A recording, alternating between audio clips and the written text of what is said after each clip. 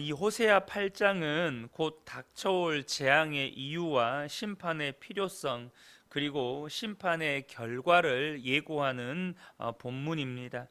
호세아 선지자는 본문에서 이스라엘의 가장 큰 문제인 언약 위반 사항을 지적하는데 두 가지 문제에 초점을 둡니다. 하나는 잘못된 예배와 또 다른 하나는 정치입니다. 호세아 선지자는 왕과 관료들의 그릇된 판단에 따른 정책과 추진을 이 우상 숭배와 연결합니다. 따라서 그는 이스라엘이 전쟁으로 인해서 여러 나라들 사이에 흩어져 쇠락하고 능욕당할 것이고, 끝내 그들의 신부는 그들의 조상들이 애굽에서 노예로 살던 때로 회귀해서 소멸할 것이라고 경고합니다. 오늘 본문 1절을 보면 나팔을 내 입에 댈지어다 라는 명령으로 시작하는데, 이것은 전쟁 나팔 소리를 의미하는 것입니다. 호세아 선지자는 본문 소두에서 이스라엘이 행한 악을 고발하고 있습니다.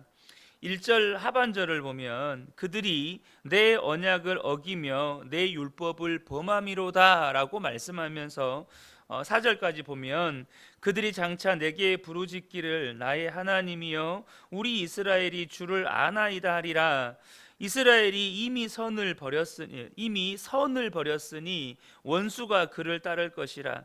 그들이 왕들을 세웠으나 내게서 난 것이 아니며 그들이 지도자를 세웠으나 내가 모르는 바이며 그들이 또 은금으로 자기를 위하여 우상을 만들었나니 라고 그들의 악을 이렇게 고발하고 있습니다. 그들이 2절 하반절을 보면 하나님의 이름을 부르면서 우리 이스라엘이 주를 아나이다 라고 하지만, 그렇게 주를 안다고 말하는 이스라엘 백성들이 3절에 보면 이스라엘이 이미 선을 버렸다 이렇게 말씀합니다.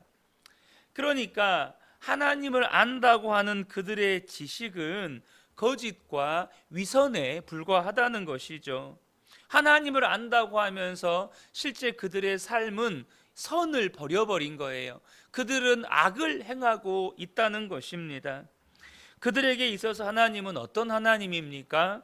내가 필요할 때 찾는 하나님, 내가 원하는 것을 들어주는, 마치 도깨비 방망이처럼 금 나와라 뚝딱 은 나와라 뚝딱 이렇게 외치면 금을 만들어주고 은을 만들어주는 그런 하나님이었다는 것이죠.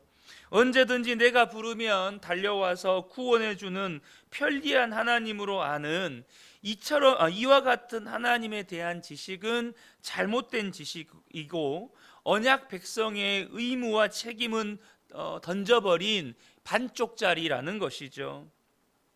그런데 여러분, 이것이 무서운 건 이와 같이 하나님에 대한 잘못된 지식, 하나님에 대한 그릇된 지식이 무서운 이유가 뭐냐 하면, 그들이 하나님의 언약 백성으로서 의무와 책임을 어겼으면서 그들 스스로가 이렇게 생각을 하는 거예요. 우리는 하나님의 언약 안에 있다. 그들은 하나님의 언약 백성으로서의 의무와 책임은 지금 다 버려버렸어요. 그런데 그들 스스로가 생각하면서 우리는 하나님의 언약 안에 있다, 우리는 하나님이 택한 백성이다, 이렇게 스스로를 기만하고 스스로를 속인다는 것입니다. 우리가 에레미야 말씀을 통해서 나누었던 것처럼 유다 백성들이 성전 안에서 우상 숭배를 자행합니다. 우상 숭배를 자행하면서 그렇게 하나님의 말씀을 어기면서도 그들 스스로가 생각하기를 우리는 하나님이 택한 백성이고 하나님은 이곳 하나님의 성전에 계시니 우리는 결코 멸망하지 않을 것이다. 어떤 제국이 쳐들어와도, 어떤 강력한 나라가 이 나라를 침공해 와도 하나님이 반드시 지켜주신다라고 하는 이 시온 사상, 이 시온 신학, 그릇된 신앙을 그들은 가지고 있었습니다. 이것과 똑같은 거예요. 지금 북이스라엘이 그렇다는 것입니다.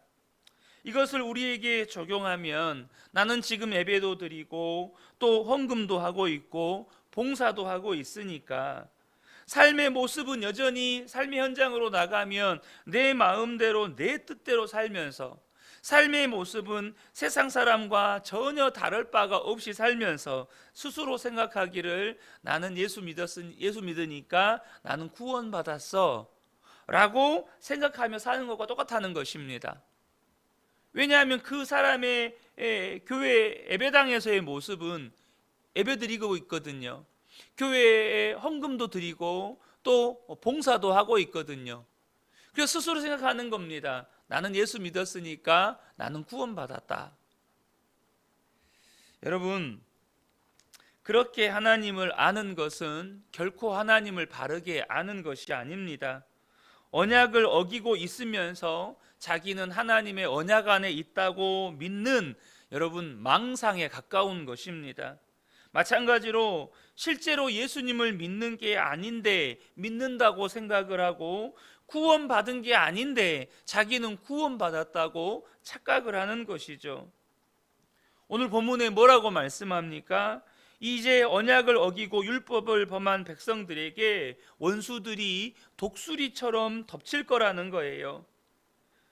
그들은 하나님을 안다고 하지만 하나님은 그들을 모른다고 하신다는 것입니다.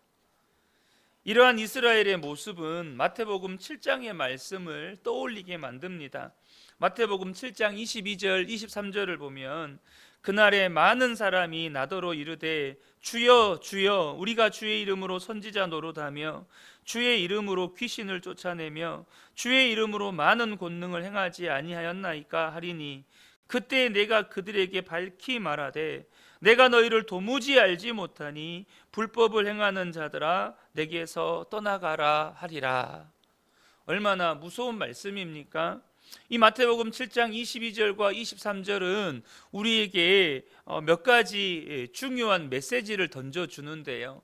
첫 번째는 여러분, 예수님을 믿는 것이 아님에도 불구하고 기사와 표적은 나타날 수 있다는 것입니다.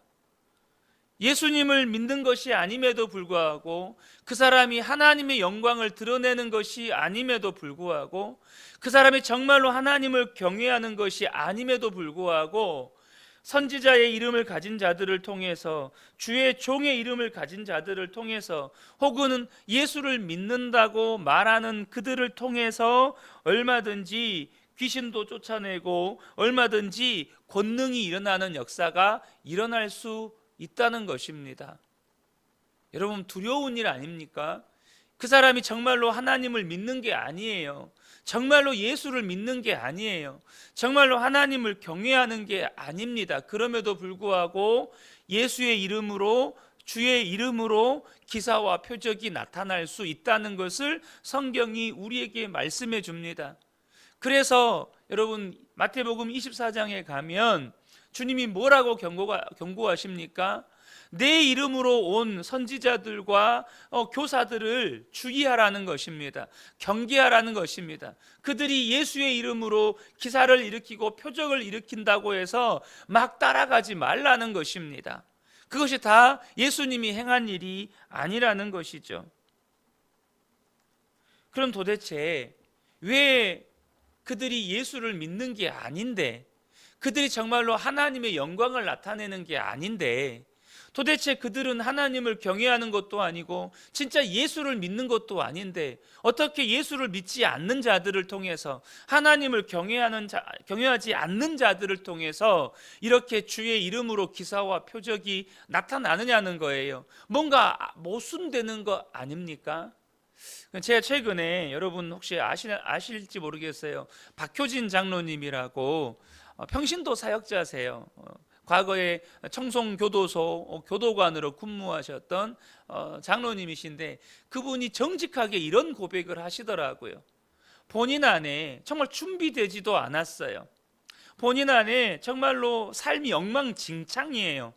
그런데 또 하나님께서 세워주시니 또 그곳에 서서 말씀도 전하고 이렇게 해요.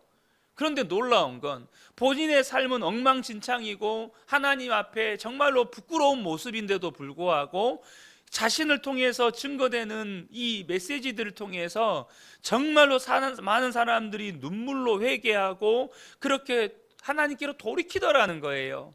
도대체 이 일이 왜 일어나는가 하나님께 물었대요. 그런데 자기 때문이 아니라 그곳에 구원받아야 될 그 영혼들을 불쌍히 여기셔서 하나님이 행하셨다라는 그런 마음을 주실 때 하나님 앞에 엄청나게 회개했다는 거예요. 자신이 지금 깨끗한 그릇이 아닌데, 자신이 지금 하나님 앞에 온전한 사람으로 서지 못했는데 하나님이 그곳에 있는 영혼들을 불쌍히 여기셔서 하나님이 그 일을 행하시더라는 거예요. 나와 아무 상관없이, 나의 어떠함과 아무 상관없이 그곳에 있는 하나님이 구원받아야 할 자들, 하나님이 구원하셔야 할 자들, 그들을 불쌍히 여기시면서 하나님이 일을 행하시더라는 거예요. 사랑하는 성도 여러분, 그러므로 저와 여러분이 꼭 기억하셔야 합니다. 여러분, 스스로를 속이시면 안 됩니다. 내가 지금 예배드리고 있고 헌금도 하고 봉사도 하고 있으니까 나는 예수 믿고 구원 받은 거다.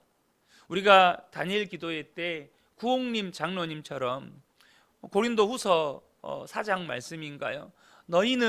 너희가 믿음 안에 있는가? 너희 자신을 시험하고 확증해라.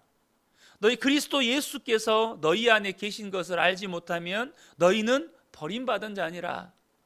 끊임없이 우리는 우리 자신의 믿음을 시험하고 검증하셔야 합니다. 나는 정말로 믿음 안에 있는가? 정말로 예수님이 내 안에 계셔서 나를 다스리고 있는가?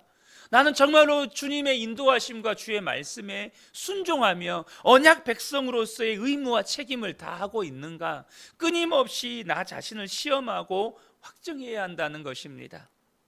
사랑하는 성도 여러분, 저는 우리가 주님 앞에 서는 그날에 정말로 하나님이 주님, 제가 비록 부끄러웠지만 예수님 이름 붙잡고 살았습니다 라고 고백할 때, 그래, 내가 너를 너무 잘 알지, 내가 너를 정말 잘 알지.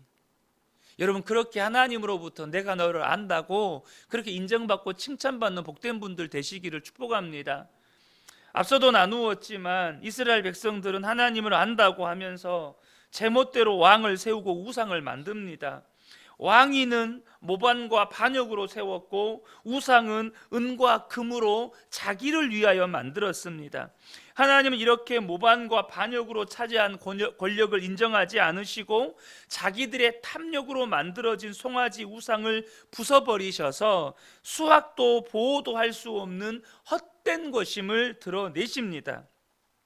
심지어 조공을 바쳐서 구한 동맹도 바람을 씹는 것과 같은 어리석고 헛된 일이라는 것을 보여주십니다. 이걸 통해서 호세아 선지자가 전하는 메시지가 무엇입니까? 우상도, 그들이 동맹을 맺은 대상도 의지할 대상이 아니라는 것입니다. 이 땅에 우리가 의지할 대상은 없다는 것입니다. 여러분, 이 땅에 있는 모든 것들은 결국 부서지고 광풍에 흩어질 허망한 것들이라는 거예요.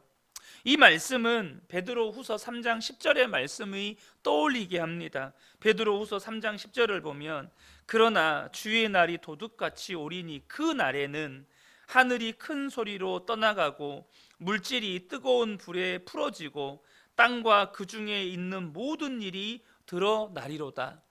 우리 주님 다시 오시는 그날에 하나님께서 불로 심판하실 것인데, 하늘은 큰 소리로 떠나가고 이 땅에 물질로 되어진 모든 것들은 불에 풀어져 버린다는 거예요. 그러니까 하늘과 땅에 인간이 의지하고 살았던 모든 것들은 남김없이 그 심판의 불 앞에 떠나가고 풀어지고, 그리고 우리가 디디고 살았던 이 땅 위에서 벌어졌던 모든 일들은 그 실상이 하나도 남김없이 낱낱이, 하나도 감춤 없이 낱낱이 드러나게 될 거라는 것입니다. 그러니까 이 땅에, 하늘과 땅에 헛된 것을 쫓아 살았던 인생은 그 헛된 것과 함께 용도 폐기될 거라는 거예요. 그 헛된 것들과 함께 다 사라지게 될 거라는 것입니다. 그런데 이게 안타까운 건 뭐냐면, 하나님의 언약 백성이 이 땅에 헛된 것을 쫓다가 우리 주님 오시는 그날에 하나님의 언약 백성으로서의 존귀와 영광을 잃어버리고 용도 폐기되어 버리는 인생을 산다면 얼마나 어리석은 일입니까? 호세아 선지자는 무엇을 우리에게 호소하고 있는 것입니까? 다시 우리가 호세아 6장으로 돌아간다면 우리가 여호와를 알자, 힘써 여호와를 알자. 정말로 하나님을 바르게 알아야 하고 그 하나님만 붙들고 살아야 한다는 것입니다. 사랑하는 성도 여러분, 오늘 하루를 살더라도 영원한 하나님 붙잡고 사시기를 축복합니다. 우리 안에 계신 예수님 바라보고 그 예수님과 동행하며 살아가는 저와 여러분 되시기를 예수님의 이름으로 축복합니다. 아멘.